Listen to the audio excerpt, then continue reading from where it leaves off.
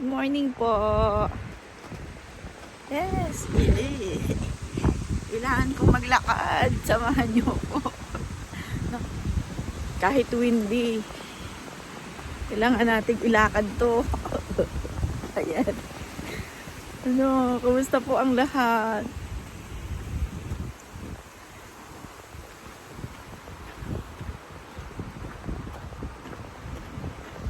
Yan, ayan po. Oh, paligid natin ngayon. Mahangin. Kailangan ko maglakad eh. Samahan niyo ako.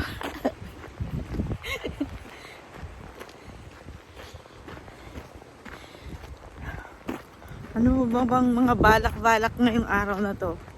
Today is Wednesday dito sa amin. Ako sa Canada. And ayan, lagi ko pong ginagawa ito. Pag hindi ako lumalakad, ako po'y tumatakbo. Since naging maayos na yung panahon, dry na yung dadaanan mo. Paminsan-minsan umuulan, ngayon mahangin na parang siyang babagsak ang ulan. Oh, ayan. May mga clouds. Pero patuloy pa rin ang pag-ehersesyo, pagpapayos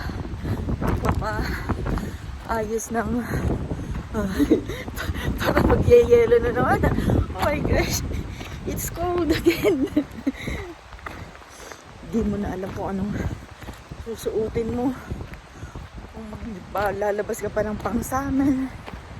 Parang mauubos na naman yung springtime namin. Pero masalamat pa rin po tayo, di ba? Masalamat din tayo sa Diyos sa mga araw-araw na binibigay niya. Maging mapagpasalamat sa lahat ng mga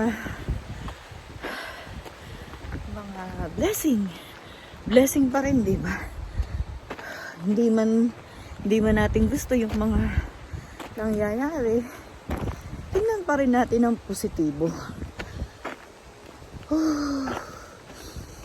Breathe. Parang may yelo yung aking ilong. Ayan, nandito na po tayo sa taas na ng bundok.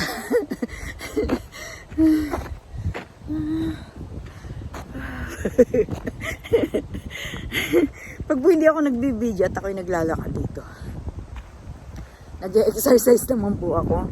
Yung iniano ko yung aking mga kamay para di naman maging healthy ba? Healthy po. So, yan.